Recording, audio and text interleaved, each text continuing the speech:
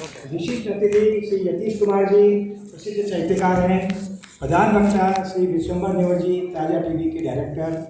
शानदार शब्दों में मेरा परिचय कराने वाले एमओसी जितेंद्र और अनुपम, दोनों ही फिल्म जगत की बड़ी हस्तियां भी हैं।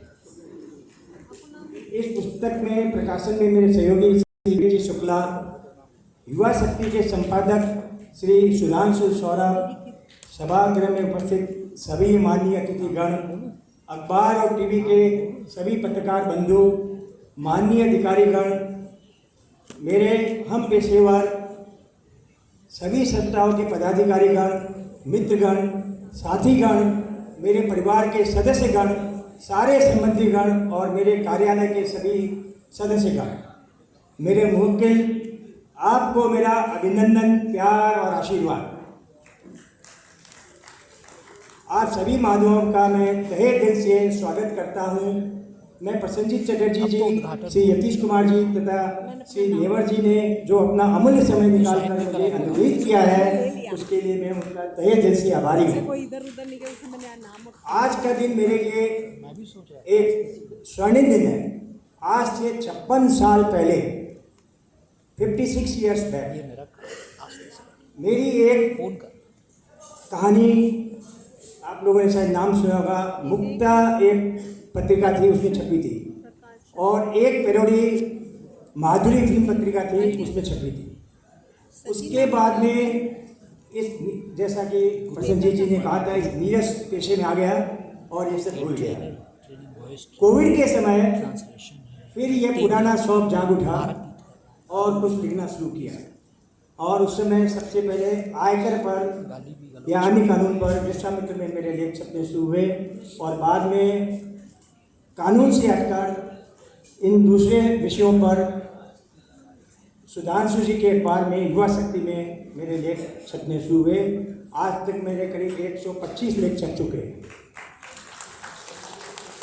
उसमें से 75 लेखों का यह संकलन है, और इनकम टैक्स में करीब मेरे 250 लेख छप चुके हैं विश्वामित्र में, और करीब 30 कविताएं छप चुकी है।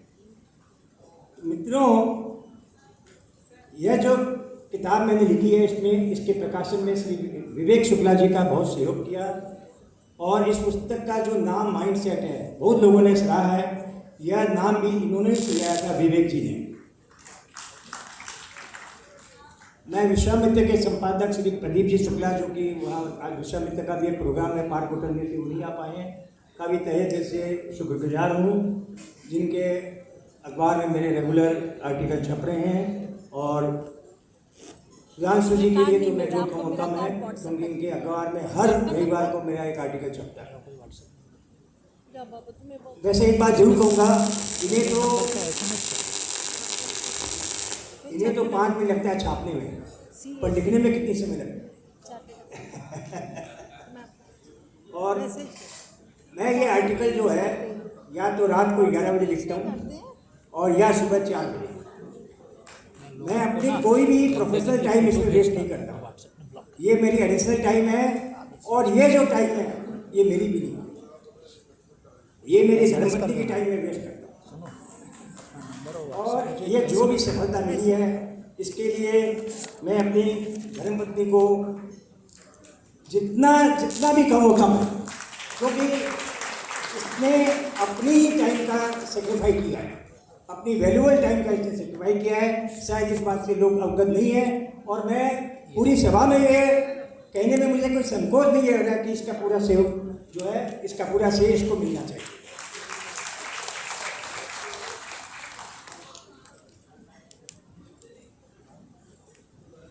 ये जो लेख जब मैंने लिखने शुरू किए, शुरू में तो सोच रहा था कि पता नहीं लोग पसंद करेंगे कि नहीं करेंगे, और मैं भेज तो देता था, सोचा था शायद लोग गालियाँ भी निकाल रहे हैं कि जबरदस्ती भेज देते हैं। लेकिन जब धीरे धीरे लोगों के फीडबैक मिलने शुरू हुए, व्हाट्सएप में लोगों के जो मैसेज आते थे, उससे बहुत बड़ा इंस्पायरेशन मिला। क्योंकि आप क्या कर रहे हो, आप खुद सब अपने आप को पहचान जाते हो, लोगों के हाव भाव से, लोगों के कमेंट से। और जब ये मालूम पड़ा कि नहीं, वास्तव में लोग इसको पसंद कर रहे हैं, तब हिम्मत बढ़ती गई। और मुझे बड़ा अच्छा लगा कि कोई ऐसा दिन जाता है जिस दिन किसी का कोई न कोई कमेंट व्हाट्सएप में आता है। 2-4 कमेंट्स अगेंस्ट में भी आए और वो ज़्यादा बढ़िया है क्योंकि उससे कुछ सीखने को मिलता है। और शुरू में तो बड़ी मुश्किल हुई कि मैं 10-12 लेख लिखने के बाद सोचा कि अब क्या सब्जेक्ट पर लेख लिखूँ, दिक्कत भी हुई। लेकिन धीरे धीरे लोगों ने मुझे सजेस्ट करना शुरू किया कि आप इस पर लिखिए, आप इस पर लिखिए, और जिसने भी कहा मैं लिखना शुरू कर दिया। एक बार की बात है, मुझे याद है, हमारे बीडी विभाग के काफ़ी सदस्य होंगे, उन्हें शायद याद भी होगा कि बीडी विभाग प्रोफेसर एसोसिएशन का वार्षिकोत्सव था और उसमें दिल्ली से प्रसिद्ध वकील श्री तनेजा जी आए हुए थे। उन्होंने मुझे सजेस्ट किया था कि आध्यात्मिकता और कानून के ऊपर आप लेख लिखिए। बहुत ही जटिल विषय था, इसका उन्होंने अतीश कुमार जी ने जिक्र भी किया था अभी, और मैंने आध्यात्मिकता और कानून पर एक लेख लिखा और शायद सबसे ज़्यादा मैंने एप्रिसिएशन इसी आर्टिकल पर मिला। बहुत टफ आर्टिकल था लेकिन इसी पर मुझे सबसे ज़्यादा एप्रिसिएशन मिला। एक दूसरा आर्टिकल है वृद्ध माँ बाप और विदेश में बसे बच्चे। ये आज बहुत बड़ी प्रॉब्लम है। एक लड़का होता है, वो बाहर चला जाता है, माँ बाप फिर अकेले रह जाते हैं, तो बहुत बड़ी प्रॉब्लम है। इसके ऊपर मैंने लिखा और इसमें तो मुझे सिंगापुर और बैंकॉक और दूर दूर से लोगों के एप्रिसिएशन मिले, तो हिम्मत बढ़ती थी।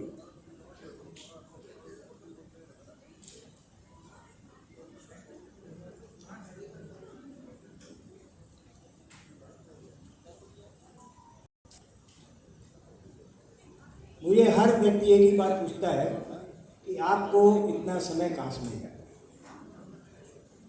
ये मिलियन का क्वेश्चन है।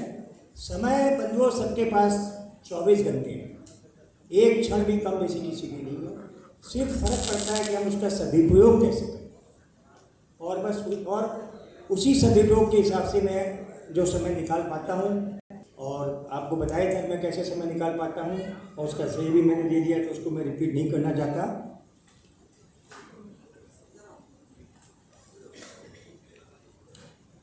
बंधुओं, मैंने जिस किसी विषय को भी चुना बिना भय के दिमाग मैंने लिखा।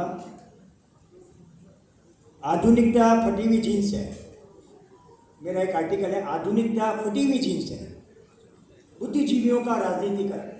आज देखिए जितने भी बुद्धिजीवी हैं सब पॉलिटिक्स के हिसाब से बोलते हैं, अपनी भव्य उत्सवों पर फिजूल खर्ची या नहीं। नॉर्मली इसमें सभी क्रिटिसाइज करते हैं कि भव्य उत्सव होने नहीं चाहिए, फिजूल खर्ची होनी नहीं चाहिए। यहाँ तक कि अंबानी की शादी को लेकर भी लोग क्रिटिसाइज कर रहे हैं। मेरा सोच थोड़ा डिफरेंट है। भव्य जो उत्सव होते हैं वो गलत नहीं है, लेकिन जिसकी कैपेसिटी नहीं है वो अगर वे भव्य उत्सव करते तो वो गलत है। और अगर अंबानी ने खर्चा किया तो उसका तो परसेंटेज कुछ भी नहीं आता है, तो उसमें क्या गलत है।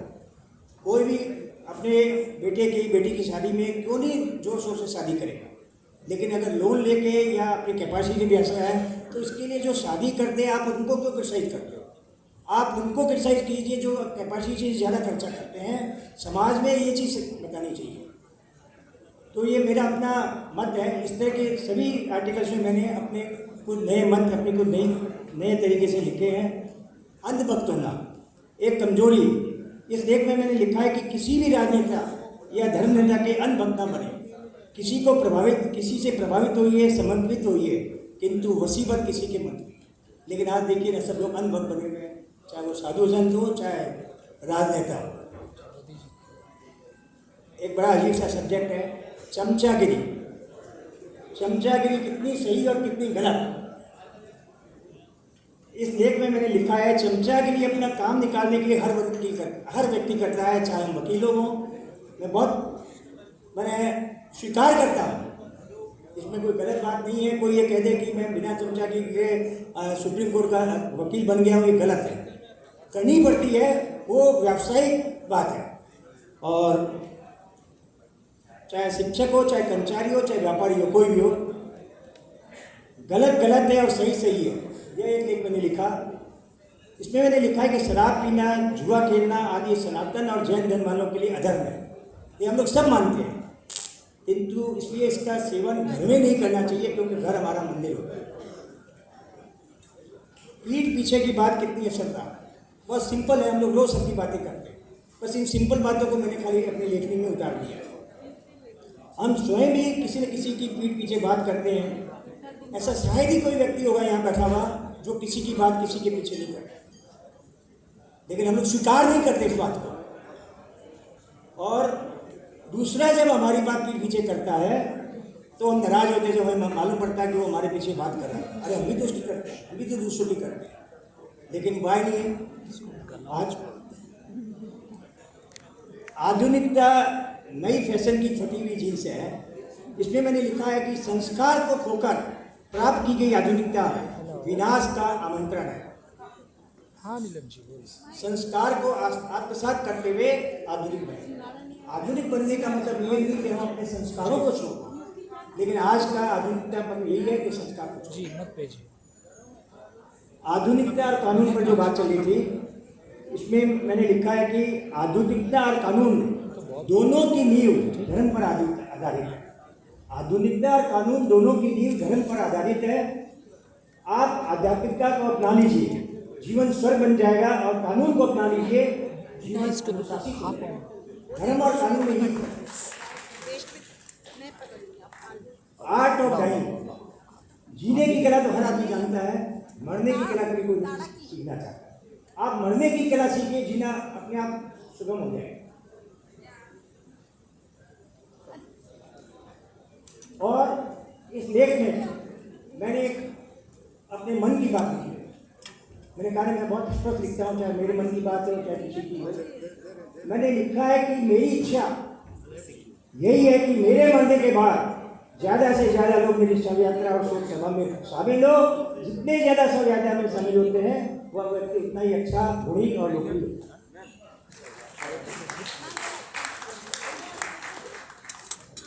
अपनी मौत की बात कोई नहीं करना चाहता, और वो भी आज शुभ दिन। और हाँ, मेरे जो हम पेशेवर मित्र हैं, यहाँ काफ़ी संख्या में है, चार्टर्ड अकाउंटेंट, एडवोकेट्स, उनके लिए भी मैंने लेख लिखा है, क्योंकि मैं तो स्वयं को जानता हूँ और उनको भी बहुत नज़दीक से जानता हूँ। एक पेशेवर की जिंदगी से वकीलों को सिर्फ और सिर्फ अपने काम से मतलब रहता है। मेरे कुछ क्लाइंट्स भी है, वो बुरा न माने, मैं बहुत स्पष्ट लिखा हूँ कि एक पेशेवर की जिंदगी से वकीलों को सिर्फ और सिर्फ अपने काम से मतलब रहता है। इसके ठीक विपरीत संबंधियों को उनके काम से कोई मतलब नहीं है, रिलेटिव को उनके काम से कोई मतलब नहीं है, लेकिन जो क्लाइंट्स हैं उनको काम से मतलब है। उन्हें सिर्फ उनके पारिवारिक और सामाजिक दायित्व से मतलब रहता है। रिलेटिव को खाली इसी से मतलब है, शादी में, समाज में, किसी में नहीं आए तो चर्चा चालू हो जाती है कि यार इतना बड़ा अब वकील हो गया कि जो आज आए ही नहीं, तो वो क्या करें बेचारा कोई। हम लोग जिस तरह की ज़िंदगी जीते हैं दूसरे लोग सोच भी नहीं सकते हैं। या जितने भी चार्टर्ड अकाउंटेंट और एडवोकेट फ्रेंड्स हैं सारे इस बात से सहमत होंगे कि, और अगर सहमत है तो तालियां बजाए, कि हम लोग जिस तरह की ज़िंदगी जीते हैं दूसरे लोग सोच भी नहीं सकते हैं। हम अपने ही नहीं मूर्तियों की चिंता का संग्रहालय।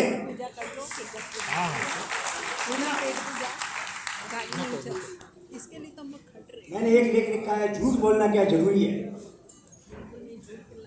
एक आदमी बता दे जो झूठ नहीं बोलता, एक आदमी बता दे, हाथ ऊंचा करे कि उसने कभी झूठ नहीं बोला, तो शायद कोई नहीं। आप कहा मैं भी बोलता हूँ।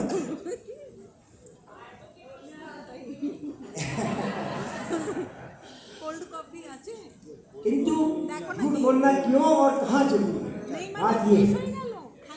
झूठ बोलना भी एक कला है, इट इज एन आर्ट। हम लोग जब एडजॉर्नमेंट लेते हैं तो इस कला का बड़ा ध्यान रखते हैं।